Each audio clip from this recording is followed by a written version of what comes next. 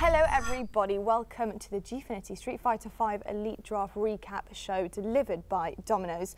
But I am not here alone, I'm actually with a very good friend of mine and somebody you will recognise if you've watched the Elite series and all of the seasons. Welcome to season 4 F Word, it's so lovely to have you back, brother. You know? Oh, this is our handshake by the way guys, so you get used to seeing that in this new season coming up. Now, as you're probably aware, we have just had the Street Fighter V draft. Some old faces and some brand new faces too. Now, if you're not aware of what happened in the Challenger series, then here's a quick reminder of some of the best bits.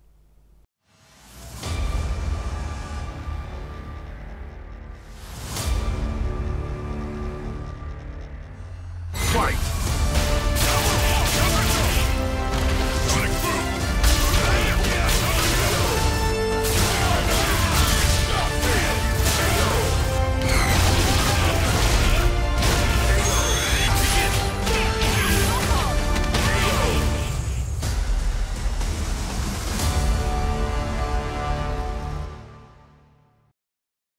So looking at that list, we've got some incredible players that have been picked up from Challenger and some veterans of the game as well. F-Word, looking at that, have these teams made the right decision so far?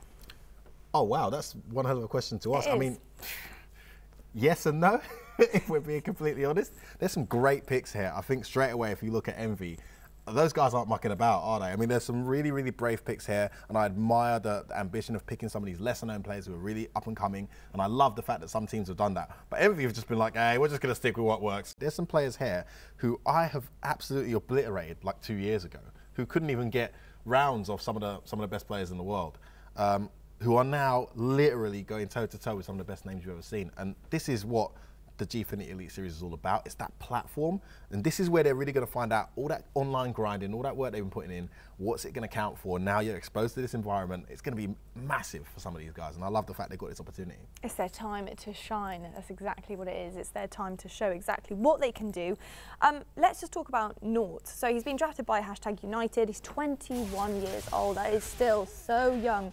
He finished 6th in the Challenger Series and he had 3,152 G points. That's more points than I'll ever see in a year. So he's an encouraging player. He puts his teammates first. Is that a good draft by #? I think that's a great draft by #. Honestly, I think when you look at the team that # had last season, they didn't really have much to bring off the bench. The starting lineup had potential, but they didn't have anything to come off the bench with respect to the players they had there. I think now you've got a guy like Nort, who's just had a fantastic EGX. I think he did pretty good at versus fighting as well.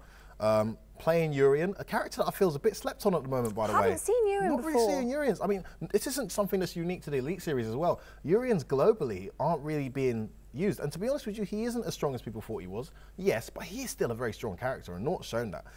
He's improved so much in the tournament environment. He doesn't get so nervous anymore, plays like himself. When he loses, at least he loses playing his best, which is what's really important. And I think this is going to be a great opportunity for him to get more regular exposure to that kind of tournament pressure environment, which is what the Elite Series does for these fantastic up-and-coming young players. 21 years old, and on the Elite Series, I mean, great pick # if you ask me. Talking about another young player, and I know you want to talk about this guy, Kills You, an incredible name, by the way. Love that. I want my points back, I Kills mean, You. yeah, Give me my points back. So what is this story then? So he's been beating you? Easy, you know. Easy. A little bit, here and there. He's 16 years old. He was probably 14 when I first played in the little toe rag. I don't know where he's come from. Honestly, he's turned up out of nowhere, and he's absolutely lighting the scene on fire. I was at a UFA, Ultimate Fighting Game Arena. He goes up against Luffy, undoubtedly the best player in France. In many people's opinion, the best European player of all time, right, when it comes to Street Fighter, right? He goes up against Luffy, and he doesn't just annihilate Luffy, he then proceeds to annihilate Luffy's whole team and OCV him twice. I mean, who is this kid? 16 years old. And honestly, ridiculous. with respect, Kills You, he's 16, but he looks about 8 when you meet him in person. He's about that small. He's got the baby. You just want to, oh, hello. Who are you? You're the guy that's been baby assassin. So he might be taking over Shaq's role. Honestly, Shaq's looks like 50 compared to this kid. Oh, wow. I'm not joking. You're going to see him, you're going to be like, what? But let's keep it serious. Stop taking him out of the guy. He's a very good signing. Now, one step layered. Ooh. He was drafted by Excel. He's English, 26 years old. Now, he also tweeted us, and he was extremely excited. He actually said, honestly, speechless. Thank you for such an opportunity. And he was actually Excel's first pick. Oh. Now, looking at his playstyle, he's aggressive, he likes to apply pressure early, and he pushes the opponent to a corner. I think he mains Karen as well. He does, yeah. Looking at his playstyle and how he's going to fit in, good first pick for Excel? Yeah, I think it's a good first pick. I think One Step Layered is one of the most improved players in the last 6 months in the SF5 Street Fighter scene in the UK. I think he's really stepped up. He's got to a stage where he's finally got that master rank pedestal online, which everyone tries to get. I believe he might even be Grandmaster now as well. And I've seen him taking games off the bigger players a bit more now, you know? Whereas when he was coming down to a lot of these events, also he's a very dedicated kid. This guy comes to every single offline event I've seen. He's always there. And when I see him playing against the really top guys, you know, the Problem X's, the Packs, it's really uphill.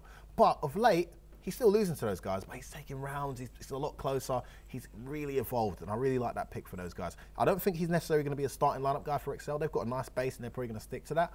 But I think he's going to be a great player to bring in on occasions where maybe it's a good counter pick for someone or they have space to gamble one week. I'd like to see how he does. Seeing players like One Step Layered and so many of the other challenger guys that have come through and been drafted, and you know, it says here, it's his biggest achievement to date is being drafted for this show.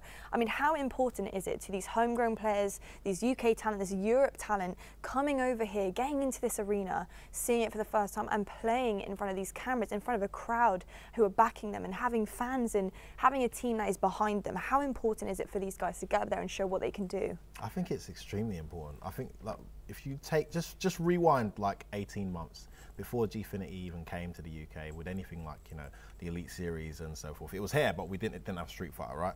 And just think about what it was like for a guy like One Step Layered or a guy like Kills You, you know? It was just really a hobby that they're very passionate about, and it was never really going to evolve into anything much more than that. That's just the reality of it. You know, Street Fighter isn't quite as healthy in terms of revenue as a lot of other esports titles, so opportunities are few and far between. What this does is it gives these guys a platform, and we've seen it with guys like Shax and Akainu, who are absolutely blitzing the Capcom Pro Tour this year. I mean, they're very close to actually qualifying, right? Especially Akainu, just off the back of what has been a team that's picked them up on the Elite Series and supported them throughout. And massive shout out to Fnatic for that, by the way. This is now these guys' opportunities to go from playing online in their house, no one's ever heard of you, suddenly you're on this pedestal. And also the experience is really important too, because I can tell you from personal experience as a player, the biggest challenge for me was, not to sound, you know, blow my own trumpet too, but I was a very good player in a casual environment, right? Yeah. No crowd there, no one cheering against me. I could pretty much beat anyone. Put me on a stage though, with a crowd behind me. It's a different story, huh? Oh my, hands shaking all over the place, can't do nothing. Putting yourself in that environment as much as you can, and what this does is, puts them there week in, week out, Lottie. So I think that's a really great opportunity. I can't emphasize how important it is to have this. Long may it continue, and long may we find more hidden gems like Shax and Akainu, and maybe the next hidden gem could be One Step Layered or Kills You or not. Guys, thank you so much for tuning in, and it has been great to talk to you about what's happened in the draft so far. Season 4 is just around the corner, so don't miss it. We will have the dates to you very soon, so please watch out for that on the Gfinity Twitter. But till then, I will see you very soon.